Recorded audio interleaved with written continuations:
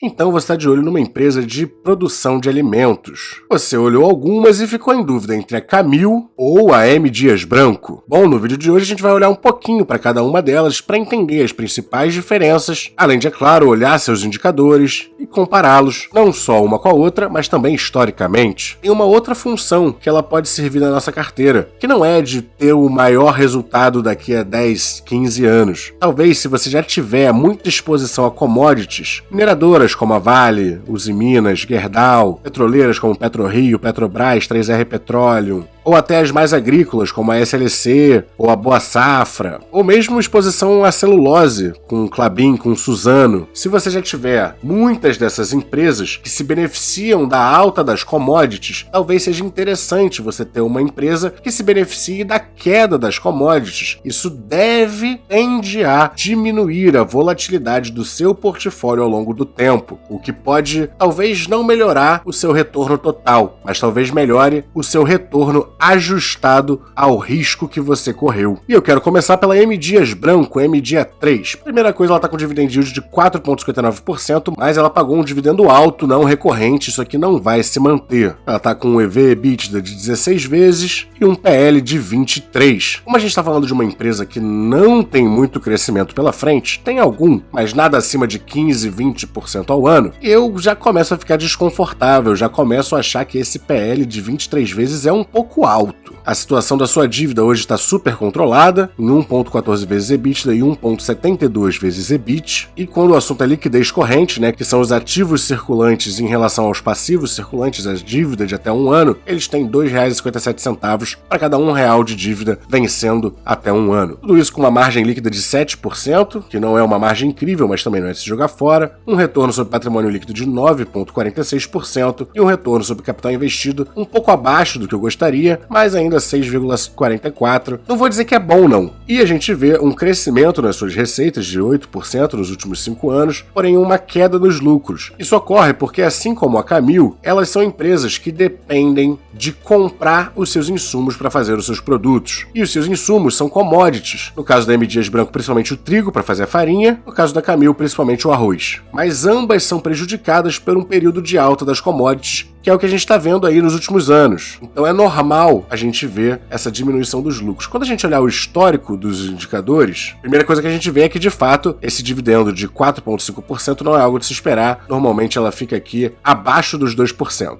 No histórico do PE, a gente também confirma o que eu vinha dizendo. Ela já esteve em 2019, 18, 17, em 2013 com um PL mais alto, mas essa é a banda superior. Ela hoje está na banda superior do seu PL, porque ela também já se encontrou aqui em 17, em 12 vezes, 16, 15. Então, numa perspectiva histórica, ela está com um PL mais alto do que seria confortável. Porém, como a gente sabe que a gente está tendo essa alta das commodities e que isso é só uma fase de um ciclo, a gente pode esperar que o seu lucro cresça e, portanto, esse PL diminua. Ainda assim, não estou confortável com esse PL tão alto. Quando a gente olha para a sua dívida por EBITDA, a gente vê que ela sempre foi muito controlada. Em alguns períodos ela até teve uma dívida negativa, uma dívida líquida negativa, Sempre manteve uma liquidez corrente muito confortável. Suas margens caíram recentemente aqui desde 2021, mas já estiveram mais perto dos 10%, até batendo 15%, 14%, 13% há alguns anos mais para trás. Normalmente, ela vai manter o seu payout aqui abaixo dos 35%, só em 2021 que teve, de fato, um pagamento extraordinário, como eu já falei, que levou aquele dividend yield lá para cima. Já olhando para Camil, o PL é ainda mais assustador, 34 vezes. Tudo bem que se espera um crescimento maior da Camil, inclusive eu considero a Camil uma empresa de mais qualidade. Porém, eu não acho que essa qualidade e crescimento justifiquem um PL tão alto. Ainda mais com uma dívida líquida por EBIT de 3,49 vezes, já indo para uma banda mais superior, uma dívida já um pouco mais desconfortável. A Camil também, no presente momento, está com uma margem líquida de 1,19%, que é quase nada, um retorno sobre patrimônio líquido muito baixo, abaixo dos 4%, e um retorno sobre capital investido um pouco superior, de 9,39%, aqui já é mais confortável. A gente vê o mesmo movimento de crescimento de receitas e decrescimento dos lucros, pelo mesmo motivo que eu já expliquei. E quando a gente olha o histórico da Camil, os de valuation vem só até 2018, porque foi quando ela abriu capital na bolsa. Mas mesmo com poucos dados, a gente vê que ela costuma ficar aqui entre 8 e 15. Um PL de 34 não é, de fato, justificável, pelo menos na minha opinião. Olhando a dívida líquida por EBIT, tá alta agora, historicamente nem sempre foi, teve um pico em 2019 que também ficou alta, mas conseguiram sempre voltar a ter controle. A liquidez corrente sempre confortável, então para as dívidas de curto prazo não há preocupação. A margem líquida normalmente não é tão baixa, tá? Ela já teve períodos 2015, 2014 com uma margem bem baixa, ainda assim superior à atual, mas eu esperaria uma margem dela mais por volta dos 4, 5, talvez 6%. O que eu também espero dela é um ROI e um ROIC bem superiores. A gente vê historicamente, ela tem ROIs acima dos 10%, tirando 2019 bem acima do 10%, né? 17, 20%, 19, 18, 14. ROIC não tão alto, mas ainda confortável, 11, 13, 12, quase 11, 12.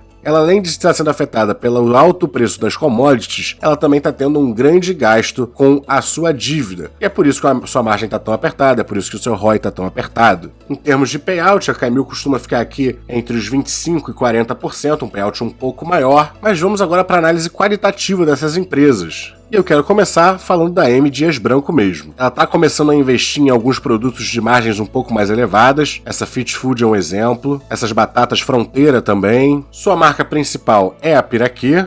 Aqui as marcas de mais valor agregado são essas aqui, Fit Food, Tyrells, Fronteira. Mas o que eu quero chamar a atenção sobre a M. Dias Branco é o seguinte. Uma receita líquida total aqui de 2,4 bilhões, correto? Desses 2,4 bilhões, 1,3 vem dos biscoitos. Fazendo essa continha, a gente tem que 52% da sua receita vem de biscoitos. Se a gente olhar a segunda parte mais importante das massas, com uma receita líquida de 535 milhões, é uma participação de 21,4% da receita. Farinha e farelo vem um pouco menor, né? Vai estar perto aqui também dos 18%, e enquanto margarinas e gorduras e outros são participações bem menores. Mas então ela é uma empresa principalmente de massas e biscoitos, sendo que biscoito é uma coisa que eu acho que em um momento de crise, de aperto financeiro para as famílias, é uma das primeiras coisas que vai ser cortada da lista de compras das famílias brasileiras. Por outro lado, as massas têm um feitio mais defensivo, geralmente são opções mais baratas, então nesse mesmo cenário de aperto monetário para as famílias, é capaz até que haja um crescimento na venda das massas. Já a Camil é um pouco diferente. Ela é bem mais diversificada, ela trabalha principalmente com arroz, tá? O seu carro-chefe é a venda de arroz, ela também vende feijão, ela também tem grandes marcas de açúcar, a principal sendo a União, obviamente, mas ela também tem a da Barra, Neve, do Sula. Ela tem uma pequena participação em pescados com as marcas Coqueiro e Pescador. Ela recentemente comprou a Santa Amália e entrou no mercado de massas para competir. Ela já fazia o Café União e comprou a Bom Dia e a Seleto para expandir a sua presença no setor de cafés. E recentemente a Camil fez mais uma aquisição para disputar com a M. Dias Branco, comprando a Mabel, uma marca de biscoitos, e vai entrar direto para competir aonde a M. Dias é dominante. Ela virá com as marcas Doce Vida, Mirabel, Elbis e Pavecino. Como a gente já viu, a Camil é bem mais diversificada. Ela tem 53% em arroz, o que é uma exposição grande. Em segundo lugar, ela vem no açúcar, com 32%, enquanto as massas são apenas 5%, tendo muito espaço para crescer, pescados apenas 2% e feijão 8%. Daqui a um tempo a gente vai começar a ver os biscoitos aparecendo aqui, obviamente com uma participação pequena e crescendo ao longo do tempo. Mas o interessante da Camil é que, além dela ter uma diversificação maior, com diferentes tipos de produtos, ela também tem uma diversificação geográfica. Ela tem 71%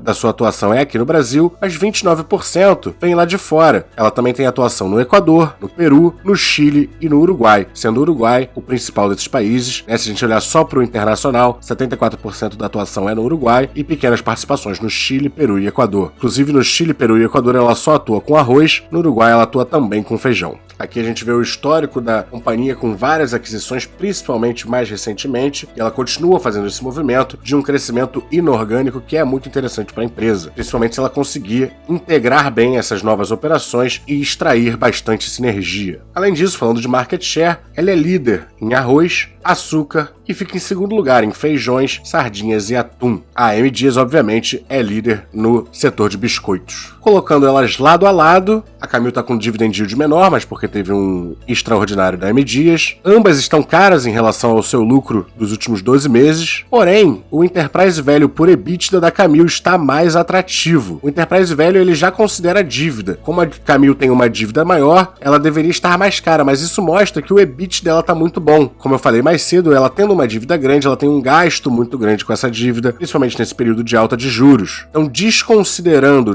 pegando o lucro antes dos gastos com impostos e juros, em 9,13 anos de geração de EBIT da Camil, ela consegue se pagar por inteira, enquanto a M. Dias está num patamar bem menos confortável aqui de 25 vezes. Nas margens, a M. Dias está dando uma lavada mesmo. Na dívida muito menor, muito mais controlada da M. Dias. Retorno sobre patrimônio e sobre ativos, M. Dias ganha. Retorno sobre capital investido, a Camil ganha. E ao passo que o crescimento da receita da Camil foi maior, o decrescimento dos lucros da M. Dias foi menor nos últimos 5 anos. E agora eu tenho que dar minha opinião, Eu acredito que ambas são empresas de qualidade. Eu gosto da diversificação, eu gosto de empresas com atuações em vários países, eu gosto de empresas com várias frentes de negócios e que estão buscando esse crescimento inorgânico para outras frentes. Eu gosto desse movimento da Camil. Então, enquanto empresa, qualidade da empresa, eu gosto mais da Camil. O seu PL está muito alto, mas até aí o da M. Dias também não está muito baixo não. Está bem mais baixo, mas não está confortável. Eu diria que as duas empresas podem ser um ótimo investimento quando o preço delas cair um pouco mais. Bom, o Bitpapers vai ficando por aqui. Se você gostou do conteúdo, não esqueça de dar aquele like, se inscrever no canal, comentar aqui embaixo o que você gostaria de ver no próximo vídeo, quais empresas você gostaria que eu comparasse. Bons investimentos e até a próxima!